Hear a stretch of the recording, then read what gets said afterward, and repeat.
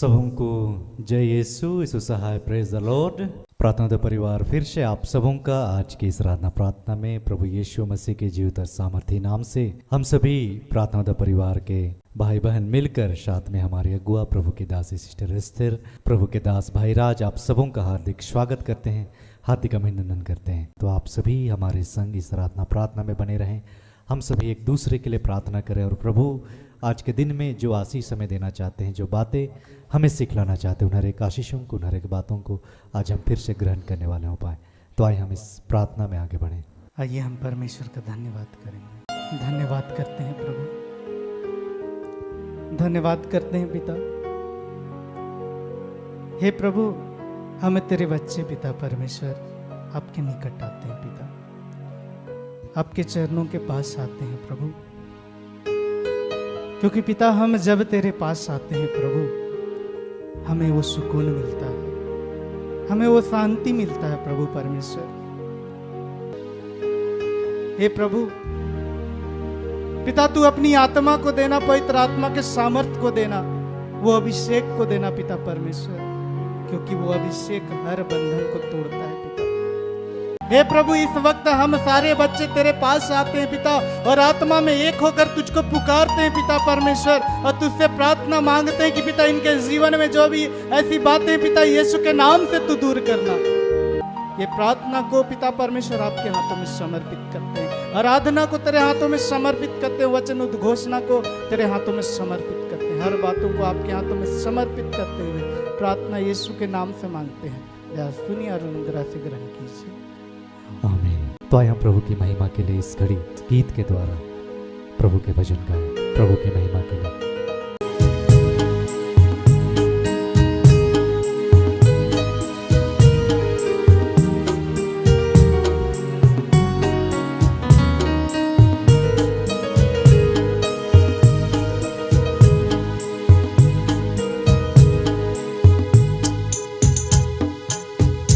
यीशु से दूर रहकर खुशियाँ कहाँ मिलेंगी, यीशु से दूर रहकर खुशियाँ कहाँ मिलेंगी।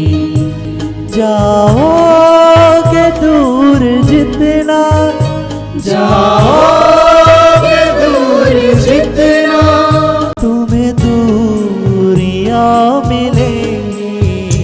यीशु से दूर रहकर खुशियाँ कहाँ मिलेंगी, यीशु से दूर रहकर खुशियाँ कहाँ मिलेंगी। जो रहोगे पास उसके, तुम्हें बरकतें मिलेंगी। जो रहोगे पास उसके, तुम्हें बरकतें मिलेंगी। जाओगे दूर जितना, जाओगे दूर जितना, बस दूरियां मिलेंगी।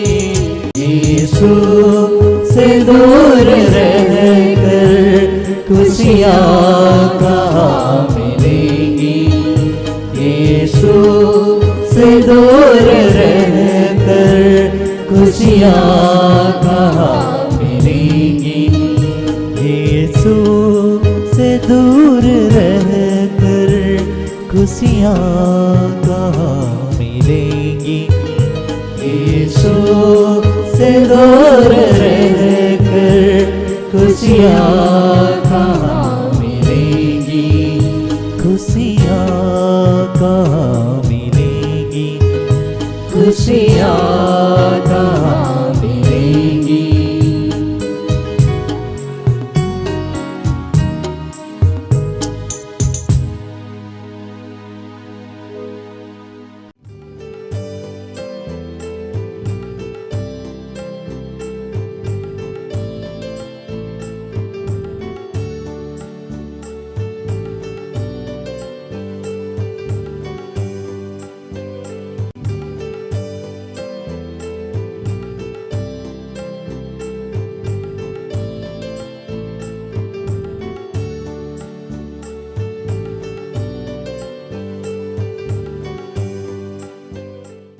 आज जो वचन मिला हम लोगों को वो यशाया 35:3 और 4, ढीले हाथों को दृढ़ करो और थरथराते हुए घुटनों को स्थिर करो। घबराने वाले से कहो कि हियाव बांध, मत डरो, देखो तुम्हारा परमेश्वर बदला लेने और प्रतिफल देने आ रहा है। हाँ, परमेश्वर आकर तुम्हारा उद्धार करेगा। तूने मेरे मन में उससे कहीं आनंद भर दिया जो उनको अन्य और दाख मधु से की बढ़ती से होता था। आज जो प्रभु हम सबको सिखाना और समझाना चाहते हैं कि हमारी अवस्था चाहे जैसी भी है, जहाँ भी हम फंसे हुए हैं, जहाँ भी हम गिरे हुए हैं, जहाँ भी हम तकलीफ में, हमें अपने आप को मजबूत करना है, ताकतवर बनाना है, संभालना है। और ये होगा कैसे? लिखता है पहला वचन कि ढीले हाथों को दृढ़ करो, थरथराते हुए घुटनों को स्थिर करो। हाथ ढीला होना समझते हैं, ये मेरा हाथ है दोनों, और ये ढीला है। ढीला है मतलब नीचे है, यूं लटक रहा है। और प्रभु कह रहा है इसको क्या करो? ढीले हाथों को दृढ़ करो। दृढ़ करने का मतलब कि हाथ को उठाना। मूसा का हाथ ढीला होकर गिर जा रहा था, तो उसके साथ जो लोग खड़ा था उसको क्या कर रहा था? उठा के खड़ा कर दे रहा। और जब तक मूसा का हाथ ऊपर रहता था वो युद्ध जीत रहा था। तो प्रभु कह रहे हैं कि आपकी अवस्था मैं जानता हूं कि बुरा है, आप समस्या में हो, कठिनाई में हो, तकलीफ में हो, लेकिन आपके पास जो विकल्प दिया गया है वो सिर्फ यही विकल्प है, दूसरा कोई विकल्प आपके पास है नहीं। ये आज सब विश्वासियों को एक बात समझ लेना चाहिए कि हम लोग साधारण लोग नहीं हैं। जिस दिन इस बात को हम लोग समझ लेंगे, हमारे जीवन की मैक्सिमम समस्या तो ऐसे ही समाप्त हो जाएगी। और जब हम लोग चुने हुए हैं तो हमारा काम करने का तरीका, हमारा जीने का तरीका सब डिफरेंट होगा, और समस्याओं से निकलने का भी तरीका डिफरेंट होगा। हालेलुया। आप नॉर्मल तरीका ढूंढ रहे हो, मतलब आपका जो पड़ोसी जैसे समस्या से निकल गया, आप भी सोच रहे हैं कि आप वैसे समस्या से निकल जाएगा, आपको निकलने ही नहीं देगा। नाक रगड़ के रख लीजिए। बगल में कोई आदमी घूस देकर नौकरी ले लिया, मिल जाएगा उसको, आप घूस देखिए आपका पैसा डूब जाएगा और आपकी नौकरी नहीं होगी, होने ही नहीं देगा वो। उसी डॉक्टर से कोई और आदमी जाके चंगा हो गया और आप जाइएगा तो आपको डॉक्टर के माध्यम से चंगाई नहीं देने दे। ये सारा कुछ होगा ही होगा। क्यों? तो प्रभु आपके हाथ को मजबूत करने के लिए कह रहा है, और आप मजबूत नहीं करके बाकी सारा काम करने पे तुले हुए। कहता है कि थरथराते हुए घुटनों को स्थिर करना। घुटना हमारा कहाँ थरथराता है? जब हम लोग घुटने पे आके प्रार्थना करते हैं, कांपने लगता है। ये स्थिर कैसे होगा? जब इसकी प्रैक्टिस बार बार होगी। मतलब आज 5 मिनट खड़े रहे, कल 10 मिनट खड़े रहे, 15 मिनट खड़े रहे, तो धीरे धीरे एक ऐसा समय आएगा कि आप लंबे समय तक प्रार्थना में रहिएगा लेकिन आपका घुटना हिलेगा नहीं। तो जब दोनों काम होगा, पहला हाथ को दृढ़ करना और दूसरा घुटने को स्थिर करना, मतलब प्रार्थना में लंबे समय बैठना, तो क्या होगा आपके जीवन में? तो आपको एक नई एनर्जी, एक नया आनंद मिलेगा। वो क्या आनंद होगा? लिखता है, तूने मेरे मन को उससे कहीं अधिक आनंद से भर दिया जो उनको अन्न और दाख मधु की बढ़ती से होता था। ऐसी आनंद और ऐसी शक्ति आपको मिल जाएगी जो कि अन्य मतलब फूड, अनाज और दाख मधु, ये सब किस चीज को दर्शाता है? अन्न और दाख मधु आपके भोजन, खाना पीना, सामग्री, समृद्धि, रुपया, दौलत, इस सब को दर्शाता है। तो जो सुख इनसे मिलता है, जो आनंद इनसे मिलता है, इन सब से बड़ा आनंद आपको मिलने लगेगा प्रभु की संगति में बैठ। हालेलुया। और होगा क्या? तब आप क्या करिएगा? घबराने वाले से कहो कि हियाव बांधो, मत डरो। तो आपके जीवन को प्रभु इतना आशीषित और अनुग्रहित कर देगा, इतना आनंद से भर देगा कि दूसरा डरा हुआ लोग है, जो दूसरा सहमा हुआ लोग है, उनसे कहिएगा कि मत डरिए, मेरे जीवन की समस्या ऐसे समाप्त हुई थी, आपके भी जीवन की समस्या ऐसे समाप्त हो जाएगी। और ये समस्या समाप्त कैसे होगी? तो नीचे का लाइन लिखता है, देखो तुम्हारा परमेश्वर बदला लेने और प्रतिफल देने आ रहा है। हाँ, परमेश्वर आके तुम्हारा उद्धार करेगा। आप दूसरों को भी समझाने वाले हो जाइएगा कि भैया देखो, ऐसी ऐसी बात मेरे साथ हुई, मेरे जीवन में ये समस्या हुई, ऐसे मेरे जीवन में घटना घटी, मैं घुटने को स्थिर किया, मैंने अपने हाथों को दृढ़ किया, प्रभु हमारे जीवन को आनंद से भर दिया। वैसा आनंद, वैसी खुशी जो कभी छीनी नहीं जा सकती। तो लोगों को भी आप बताइएगा। लोग पूछेगा ऐसा कैसे हो सकता है?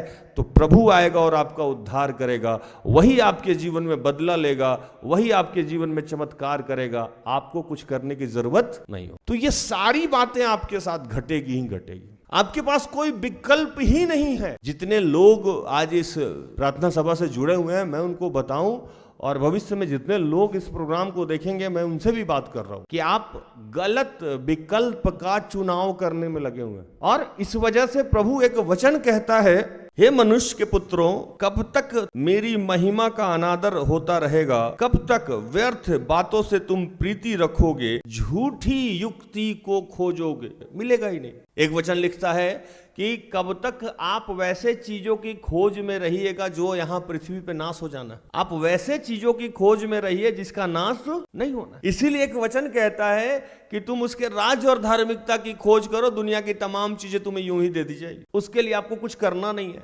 ये झूठी युक्ति के लिए जो आप मेहनत कर रहे हो, प्रभु बोला ऐसे ही मिल जाएगा। धन दौलत शोहरत सब कुछ ऐसे ही मिल जाएगा। जिस काम के लिए बुलाया गया वो काम तो करिए। आपको बुलाया गया है 2 काम के लिए। पहला काम, प्रार्थना करके खुद से ईश्वर से जुड़ जाना है। सही आनंद क्या मिलता है? ईश्वर से जुड़ने में। प्रार्थना करके उसके आनंद से जुड़ जाना है। जैसे उस आनंद से आप खुद भर जाइएगा तो आपको पता लगेगा कि अन्न और दाख मधु जितना दुनिया की चीज है, उन सबसे ज्यादा खुशी तो इसमें मिलता है। किसमें? ईश्वर के साथ रहने में। और आपकी समस्याओं से आपको निकाले चाहे नहीं निकाले, लेकिन आप आनंदित रहिएगा, सुख में रहिएगा। वो अलग नशा है, वो अलग किक है जो प्रभु में रहता है। महीनों से आप भूखे रहिएगा लेकिन प्रभु का आनंद अलग आनंद है। घर में कोई मरा रहेगा लेकिन आप आनंदित रहिएगा। घर में कोई बीमार रहेगा लेकिन आप आनंदित रहिएगा। कब? जब आप प्रभु से जुड़े रहिएगा। तब जब आपके घुटने में स्थिरता रहेगी, हाथों में दृढ़ता रहेगी। ये काम होना इसलिए अनिवार्य है कि प्रभु के आज बहुत सारे ऐसे बच्चे हैं जो व्याकुल हैं, कष्ट में हैं। उनको दिलासा देने के लिए, उनको समझाने के लिए आपकी तैयारी करिए। उनको जाके बताइएगा आपको कि प्रभु है।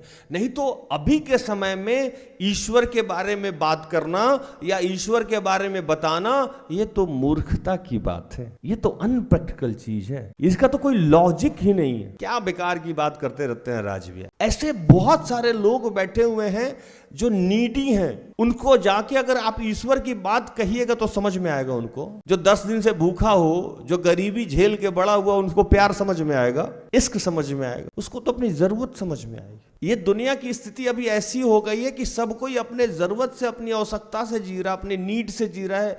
वर्तमान की परिस्थितियों को और भविष्य की चिंताओं में वो डूबा हुआ है। वहां ईश्वर तो ना दिखता है, ना चलता है, ना फिरता है, ना सुनाई देता है। उसको ईश्वर से क्या मतलब है? हमारी और सिस्टर स्तर की स्थिति तो ये है कि हम अंधों के शहर में आईना बेचते हैं, जहां ईश्वर के बारे में ना बात करना ना सुनना कोई पसंद कर। सारे लोग प्रैक्टिकल हैं, वहां आके हम ईश्वर ईश्वर कह रहे हैं। आज प्रभु को सिस्टर एस्तर जैसे बहुत सारे दास दासियों की जरूरत, क्योंकि आपका और हमारा चुनाव इसीलिए हुआ था कि अंधों की आंखें खोले, कान रहते हुए बहरों को लेके आए, आंख रहते हुए अंधों को लेके आए, वो सुने अथवा सुनने से इनकार कर दे। इसीलिए जब हम लोग किसी के पीछे लगते हैं तो हम बरसों मेहनत कराता है प्रभु, तब जाके वो बदलता है, क्योंकि इतना आसानी से कोई बदलना नहीं चाहता। आज मैं एक बात बताऊंगा आप लोगों को, सबको बड़ा आश्चर्य लगेगा। जितने लोग इस वक्त कनेक्टेड हैं, सबके जीवन में विकट समस्याएं हैं, बहुत बुरी परिस्थिति है, कहीं ना कहीं वो फंसा हुआ है, कहीं ना कहीं वो उलझा हुआ है और मार्ग ढूंढ रहा है। हाँ या नहीं? सब। और मैं आज आपको बता के जाऊं कि आपके पास मार्ग है ही नहीं, ढूंढना ही बंद करो, मार्ग ही नहीं मिलेगा आपको। व्यर्थ आप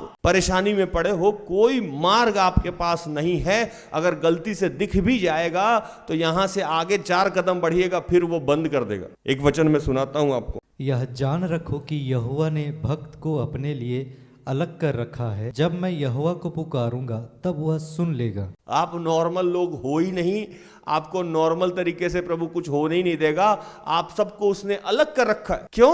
को आपको एक ही मार्ग है आपके पास, आपका एक ही काम है। नीचे लिखता है, जब मैं यहोवा को पुकारूंगा तब वह सुन लेगा। आपको अलग इसीलिए किया गया है कि आप हर काम के लिए किसको पुकारे? ईश्वर को। और जब तक आप पुकारिएगा नहीं तब तक वो सुनेगा भी नहीं। पहले नहीं सुनेगा, आपके पुकारने के बाद सुनेगा। और पुकारने के बाद इसलिए सुनेगा कि जब आपको भूख लगेगी आप कहिएगा प्रभु भोजन दीजिए, जब आपको प्यास लगेगी कहिएगा प्रभु पानी दीजिए, जब आप बीमारों के लिए प्रार्थना करेंगे बीमारियों से चंगाई मिलेगी। आप ये देखिएगा कि नहीं ये हो रहा है, अरे ऐसा भी होता है, अरे सच में भोजन मिलता है, अच्छा सच में चंगाई मिलता है, सच में आशीष मिलता है, सच में नौकरी मिलती है, हम तो पढ़े ही नहीं थे, नौकरी हो गई। आपको ये चीजें समझ में आएगी, चख के देखो प्रभु कितना भला है। जब आप उसका स्वाद आपको मिल जाएगा, अब आपको लग गया कि अरे ये तो हो गया। अब भूषण भाई किसी समस्या में है, आप दौड़ते दौड़ते जाइएगा, भूषण भाई प्रार्थना कीजिए प्रभु बदलेगा। भूषण भाई कहें क्या बकवास है यार, निकलो यहां से। आप बोलेगा नहीं ऐसा होता है, मेरे साथ हुआ है, देखो मुझे। ये बार बार आपको झटकेंगे, लेकिन आपका विश्वास इतना बड़ा रहेगा चूंकि आप अपनी आंखों से समुद्र को दो भाग में बांटते हुए देखें। ये कितना भी बोलेंगे कि समुद्र दो भाग में नहीं बढ़ता, आप बोलते नहीं बढ़ता है। ये बोलेंगे मुर्दा नहीं जीता, नहीं जीता है, मैंने देखा है। ये बोलेंगे नहीं बीमारी खत्म नहीं होता, नहीं खत्म होता है, मैंने देखा है, अपनी आंखों से देखा है। मानो ये रोज इनकार करेंगे, आप रोज जाके बताइएगा, ये रोज इनकार करेंगे, आप रोज जाके बताइएगा, और एक दिन ये बदल जाएंगे। हालेलुया। इसलिए आप लोग चुने गए, इसीलिए आपके जीवन में समस्या छोड़ के रखी गई है। क्यों? तो आप अपना कनेक्शन ठीक कीजिए। आप अपना कनेक्शन जैसे प्रभु चाहता है वैसे ठीक कर लीजिए। अगर अभी भी आप अपना कनेक्शन ठीक नहीं कर रहे हैं, जिंदगी भर स्वस्थ नहीं रहिएगा, जिंदगी भर समस्याएं खत्म नहीं होगी, क्योंकि ईश्वर खत्म नहीं होने देगा। वही आपको समस्या से निकलने नहीं देगा, निकलने ही नहीं देगा। आप चाहे जितना हाथ पैर मार लीजिए, दूसरा कोई भी रास्ता अख्तियार कीजिएगा, आपका समस्या खत्म नहीं होगा। आपके समस्याओं को खत्म करने का सिर्फ और सिर्फ एक ही मार्ग है, घुटने को दृढ़ कीजिए, हाथ को दृढ़ कीजिए, थरथराते हुए घुटने को स्थिर कीजिए। और ये इसलिए है कि आप प्रभु को समझ लीजिए, आप प्रभु को जान लीजिए, ताकि प्रभु के बाकी बच्चे आपके माध्यम से ठीक किए जाएं, आशीषित किए जाएं। आप ट्रेनिंग से भाग रहे हैं, आप ट्रेंड होना चाहते नहीं हैं, और प्रभु बिना ट्रेंड किए हुए आपको मानेगा नहीं। इतनी छोटी सी सफर को आपने लंबा कर दिया है, और रोज सोच रहे हैं कहीं तो रुकेगा, कहीं तो रुकेगा, कहीं नहीं रुकेगा। प्रभु इसको खत्म नहीं होने देगा, प्रभु आपकी नौकरी नहीं होने देगा, प्रभु आपकी समस्याओं को खत्म नहीं होने देगा। आप में और ईश्वर में अगर लड़ाई चले तो ईश्वर ही जीतेगा, आप जीत नहीं सकते।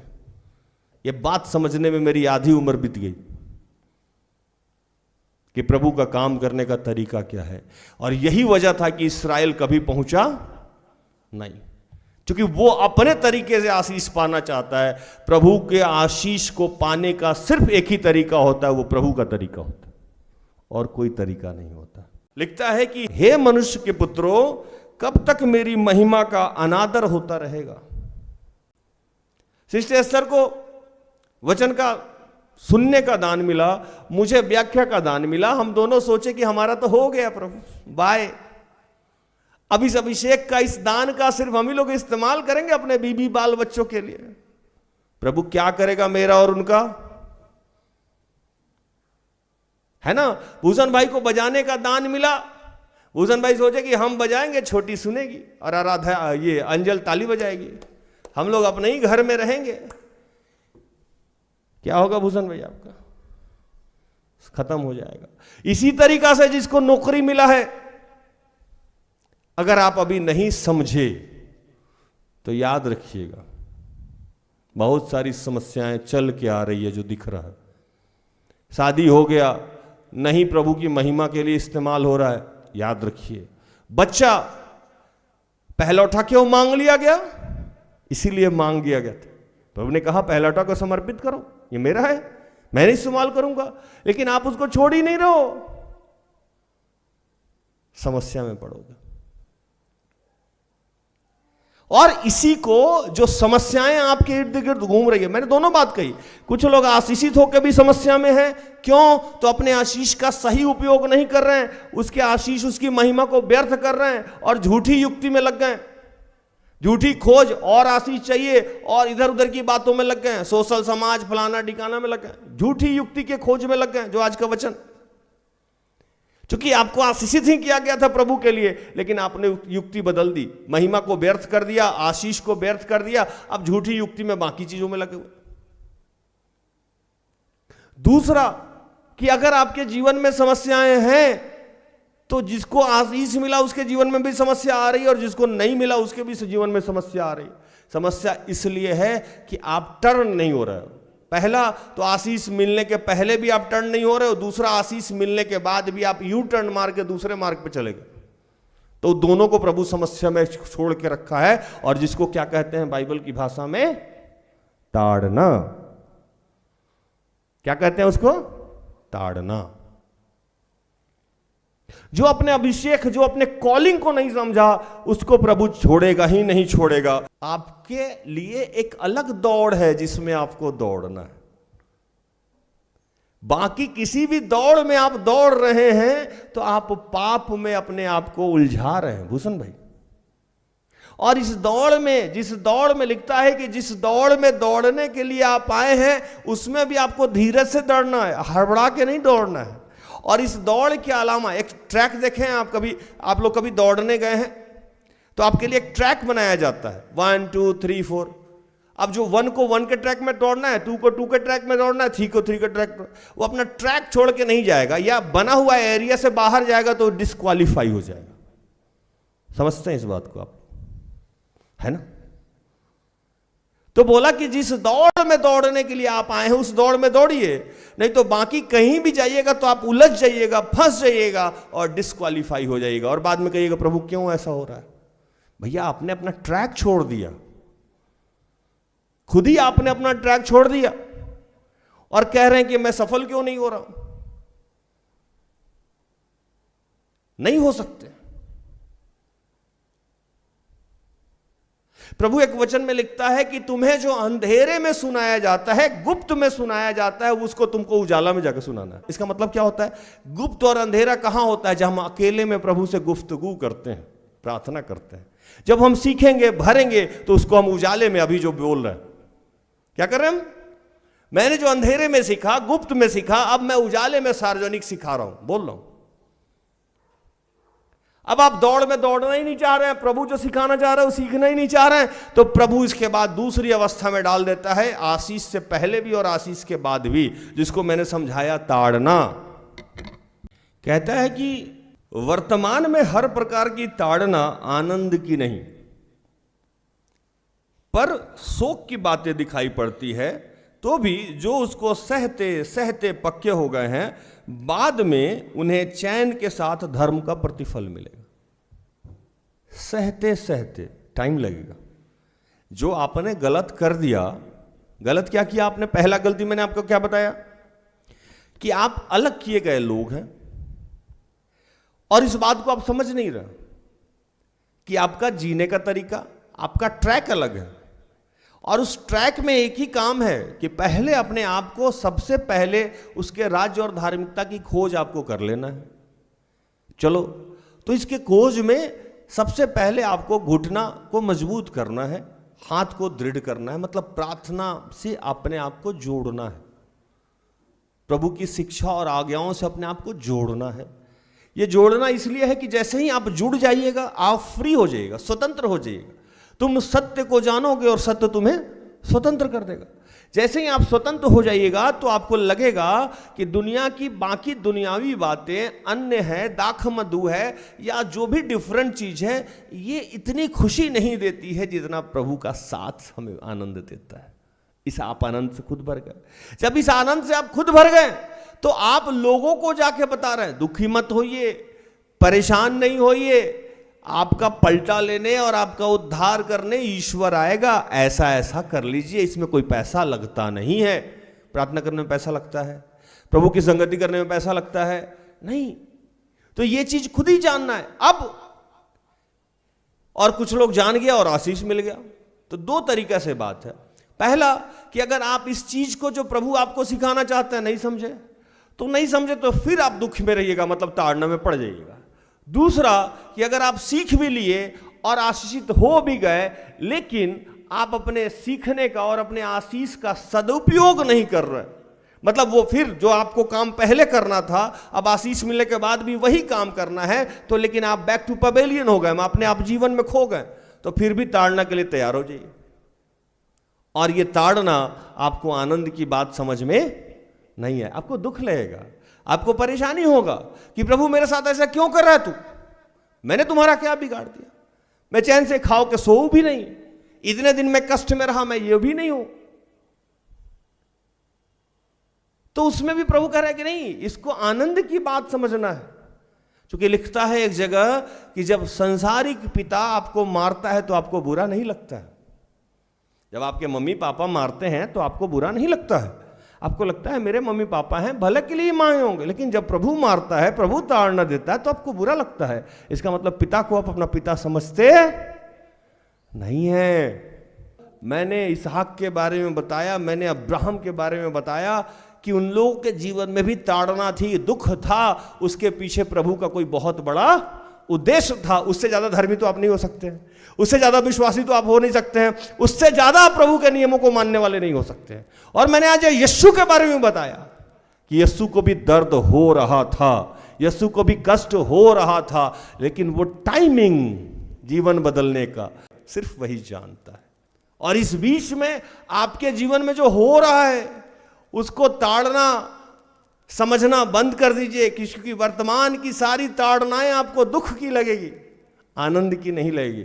लेकिन जो इसको सहते सहते पक्का हो गया है उसको अंत में आशीष मिलेगा। इसलिए ढीले हाथों को दृढ़ करो, स्थिर, कांपते हुए घुटने को स्थिर करो। हालेलुया। तो प्रभु इन सारे वचनों से आप सबको और मुझे भी आशीषित करे। आमीन। आइए हम आखिरी प्रार्थना में जाएं।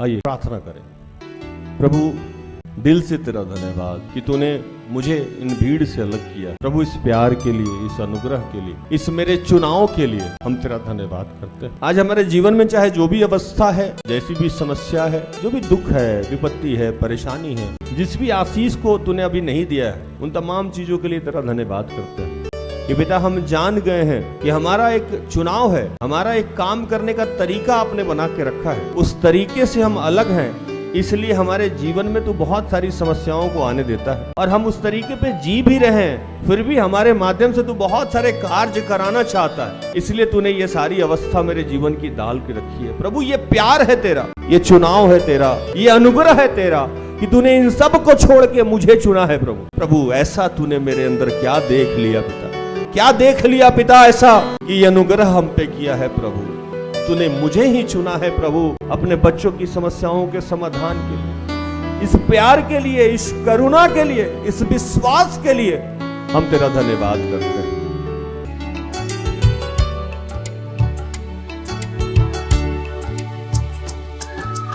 तूने मुझ में क्या देखा प्रभु कि मुझसे इतना प्यार करता। तूने मुझ में क्या देखा प्रभु कि मुझसे इतना प्यार करता। मैं तो जग में हूँ खोया प्रभु, तू इतना मुझको याद करता।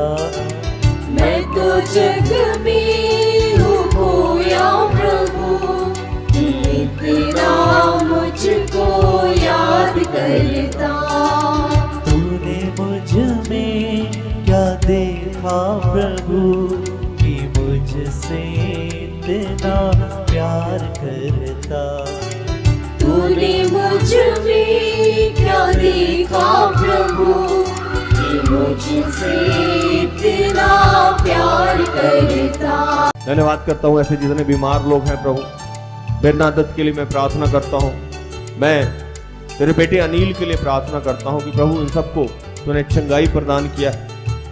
प्रभु आज जितने लोग दुख में हैं, शोक में हैं, ताड़ना हो रहा है प्रभु, उन सब के घुटनों में तूने एक नया जान डाला है, उनके हाथों में एक नया जान डाला है। और प्रभु जैसे तूने 99 को छोड़ के एक को कांधे पे उठा लिया था, आज तू हम तमाम बच्चों को अपने कांधे पे उठा रहा है।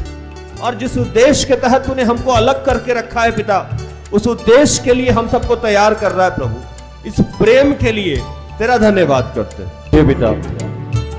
जितने लोग यात्रा में जाने वाले हैं उनके लिए मैं प्रार्थना करता हूँ। जिस घर में भी विवाह है, लोटा पानी है या सुतबंधन होने जा रहा है, मैं उनके लिए प्रार्थना करता हूँ।